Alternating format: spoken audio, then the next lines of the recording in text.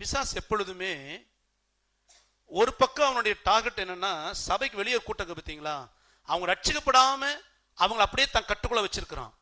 இன்னொரு தந்திரம் என்ன அப்படின்னா, தேவ கிருபையினால ரட்சிக்கப்பட்டோர் கூட சபைக்குள்ள வந்துருது. இவங்க நீதியினால இல்ல, தேவனுடைய கிருபையினால். நீங்கள் நானும் ஒரு கால பிசாசு கைக்குள்ள இருந்தோம். நாம இன்னைக்கு எப்படி உள்ள வந்தோம்னா, நம்ம பலத்தினால் நீதியினால் அல்ல, நம்ம மேல ஒரு கிருபை விழுந்துச்சு, தேவ கிருபை விழுந்துச்சு.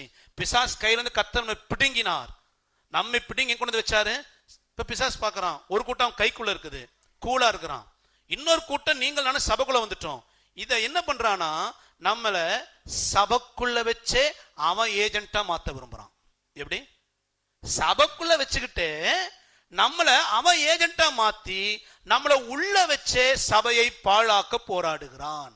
எப்படி போராடுறானா, சர்ச்சுக்கு போ, ஆராதனை அட்டன் பண்ணு, பிரசங்கம் கேளு, எல்லா வசனத்தையும் காதுல வாங்கிக்க, ஒன்னு கீழ்ப்படிஞ்சிடாத. என்ன பண்ணிடாத? அவர் பேசுவாரு, அடிக்கடி வருக வருக வருகன்னு, போயிடுவியா ஜாக்கிரதையான்னு கேட்பாரு. இவரும் 18 வருஷமா பேசிட்டு தான் இருக்கிறாரு. நாமளும் 18 வருஷமா உள்ள உட்காந்துட்டு தான் இருக்கிறோம். அவரும் வரல, நானும் மாறல, ஒன்னும் நடக்கல. இனியா வந்துட போகுது இல்ல? ஒவ்வொரு மாசம் திருவிந்து எடுக்கும் போது சொல்லுவாரு, மனம் திரும்பு மனம் திரும்பு, கத்திர கோபாக்கு விட்டு இடம் கொடுக்காத. நம்ம செய்யாததான் பிசாசு சொல்லுவோம். உள்ள இருந்துட்டு கம்மனு 10 மணி ஆனா முடிக்க போறாரு. வழக்கம் போல உன் ஜோலியை பாரு. இப்படி பிசாசு நிறைய பேர் உள்ள வச்சு என்ன பண்றான், தன் ஏஜென்ட்டா மாத்திட்டு இருப்பான். நான் உங்களை சொல்லல, பொதுவா சபையை சொல்றேன். அதில் நீங்களும் சேர்ந்து தான் இருப்பீங்க. இன்னைக்கு பிசாசு என்ன பண்றான்னா, சபைக்குள்ள வச்சே சில பேரை தன்னுடைய ஏஜென்ட்டா மாத்திட்டு இருக்கிறான். யார் அவன் ஏஜென்ட்னா, மாம்சத்துக்குரியவர்கள். நீ புரிந்து கொள்ள சொல்றேனே. ஆதியாகமம் 4 அதிகாரத்துல 3-4 வாசிங்க. சில நாள் சென்ற பின்பு காயின் நிலத்தின் கனிகளை கர்த்தருக்கு காணிக்கையாக கொண்டு வந்தான். ஆபேலும் தன் மந்தையின் தலையீற்றுகளிலும் அவைகளில் கொழுமையானவைகளிலும் சிலவற்றை கொண்டு வந்தான். ஆபேலையும் அவன் காணிக்கையும் கர்த்தர் அங்கீகரித்தார். காயினையும் அவன் காணிக்கையையும் அவர் அங்கீகரிக்கவில்லை. ஆதாமுக்கு முதல் பிறந்த 2 பசங்க காயின், ஆபேல். இதை புரிந்து கொள்ள சொல்றேனே. ஆதாம் என்கிற ஒரு சபை, அதுல பாஸ்டர் யாரு? ஆதாம். 2 விசுவாசி, காயின், ஆபேல். இவங்களுக்கு பலி செலுத்துறத குறிச்சு, காணிக்கை செலுத்துறத குறிச்சு, கர்த்தர் ஆராதிக்கிறத குறிச்சு யார் போதிச்சது?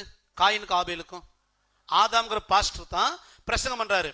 அவருடைய படைப்பு, அவருடைய மகிமையான வாழ்க்கை, அவருடைய விழுகை, கர்த்தருடைய, அதுக்கப்புறம் கர்த்தர் இரக்கம் பாராட்டி தன்னை மீண்டும் சேர்த்து கொள்ள கொடுத்த ஒரு வழிமுறை, தேவ அன்பு, இதையெல்லாம் பிரசங்கம் பண்றது ஆதாம் என்கிற பாஸ்டர். ஒரே சபைக்குள்ள காயின்கிற விசுவாசி, ஆபேல்ங்கிற விசுவாசி. இந்த 2 விசுவாசிகளும் கர்த்தர் ஆராதிக்கிறாங்க ஒரே சபைக்குள்ள. ஆனா ஒருவரை கர்த்தர் அங்கீகரிக்கிறார், ஒருவன் என்ன செய்தாரு? நிராகரிச்சிட்டாரு. என்ன காரணம்னா, காயின் அழகா இல்ல, காயின் தோட்ட வேலை செஞ்சா, எனக்கு ஃப்ரூட்ஸ் பிடிக்காது, எனக்கு ஆட்டுக்கறி தான் பிடிக்கும் அப்படின்லாம் கர்த்தர் என்ன செய்யல, ரிஜெக்ட் பண்ணல. ஏன், நான் சின்ன பையனா இருந்தப்ப ரோமன் கேத்தலிக்ல படிச்சு இருந்தேன். அப்ப சின்ன சண்டே கிளாஸ்ல ஒரு டீச்சர் சொல்லி கொடுத்தாங்க, ஏன் காயின் காணிக்க அங்கீகரிக்கலன்னா, காயின் சொத்தையெல்லாம் கொண்டு வச்சானா. அதையும் நம்பணும்னு வச்சுக்கோங்க. ஏன்னா அன்னைக்கு நாங்க ஆர்சி ரோமன் கேத்தலிக் பைபிளே தொட்டது இல்லையா, நாங்க ரொம்ப காலமா அதை நம்பினேன், ரொம்ப காலமா நம்பின. சொத்தையை கொடுத்தான் அவன், கெட்டு போனதை கொடுத்தான், அதனால ஏசப்பா என்ன செய்யல, அங்கீகரிக்கலன்னு. ஆனா காயின் அதனால அவர் நிராகரிக்கல. ஏவான் 1 யோவான் 3 அதிகாரம் 12 வாசிங்க. பொல்லாங்கனால் உண்டாயிருந்து தன் சகோதரனை கொலை செய்த காயினை போல் இருக்க வேண்டாம். அவன் எது நிமித்தம் அவனை கொலை செய்தான்? தன் கிரியைகள் பொல்லாதவைகளும் தன் சகோதரனுடைய கிரியைகள் நீதி உள்ளவர்களுமாய் இருந்தது நிமித்தம் தானே. யோவான் சொல்லும் பொழுது இந்த காயின் ஆபேலோட கேரக்டர் சொல்றாரு. ஏன் காயினுக்கு ஆபேலுக்கும் ஒரு பெரிய பிரச்சனை வந்துச்சு, ஏன் காயின் கொன்னான்னா, காயினுடைய கிரியைகள் எப்படி இருந்துச்சா? பொல்லாதது. ஆபேலுடைய கிரியைகள் நீதி உள்ளது. இவங்க கிரியைகளை பார்த்த கர்த்தர், இவங்க 2 பேர் சர்ச்சில் ஆராதிக்கிறான், காயினை கர்த்தர் அங்கீகரிக்கவே இல்லை. ஏன்னா ஆதாம்ங்கிற பாஸ்டர் 2 பேருக்கு பிரசங்கம் பண்ணாலும் இந்த காயின் என்ன பண்ணுவானா தொடச்சு போட்டு போற கேஸ். எப்படி எப்படி இவர் பாஸ்டர் எப்ப இப்படியே தான் சொல்லுவாரு, நம்ம பார்க்காதா நமக்கு தெரியாதா தொடச்சு போட்டு போவான். ஆபேல் அப்படி இல்லை, சின்ன விஷயம்னாலும் பயந்துக்கிறான். நான் தேவனுக்கு பயந்து நடக்கணும், கர்த்தர் பிரியமா நடக்கணும். எது கர்த்தர் பிரியமானது, அதனால தான் மேன்மையான பலியை செலுத்தினான். கர்த்தருக்கு எது பிரியம், எது இப்படியே ஆபேல் தன்னை உருவாக்கி கொள்றான். சபைக்குள்ள இருந்தாலும் காயின் மாம்சத்துக்குரியவனாவே இருந்தான். இப்ப கர்த்தர் என்ன பண்றாருன்னா காணிக்க அங்கீகரிக்கல. ஒரு விஷயம் நல்லா புரிஞ்சுக்கங்க, தேவனுடைய நோக்கம் காயினை நியாயம் தீர்ப்பது இல்லை. தேவன் எப்பொழுதுமே நியாய தீர்ப்பை விரும்புகிறவர் அல்ல, இரக்கம் காண்பிக்க மனம் திரும்புவதற்குத்தான் தேவன் விரும்புகிறார். இப்ப என்ன பண்ணுவாருன்னா காயினுடைய காணிக்க அங்கீகரிக்கலன்னு உடனே காயினுடைய முகநாடியில வேறுபட்டுரும். நீ தொடர்ந்து 4 அதிகாரம் வாசித்தீங்கன்னா ஆண்டவர் பேசுவார், காயினே உன் முகநாடி ஏப்பா வேறுபடுது, நன்மை செய்தால் மேன்மை இல்லையோ, பாவம் வீட்டு வாசப்படியில படுத்திருக்கும். அப்ப ஆண்டவர் அவனுக்கு எச்சரிப்பை கொடுக்கிறாரு, காயின் நீ ரொம்ப கூலா இருப்பா, டென்ஷன் ஆகாத. ஏன் உன்னை நான் ரிஜெக்ட் பண்ணனா, நீ நன்மை செய்ய மாட்டேங்கிற. நீ எவ்வளவு பிரசங்கம் கேட்டாலும் எவ்வளவு வார்த்தை கேட்டாலும் எவ்வளவு நான் உங்கள்கிட்ட பேசினாலும் நீ மனம் திரும்ப மாட்டேங்கிற. மனம் திரும்பு, உன்னையே நான் ஆசீர்வதிப்பேன்.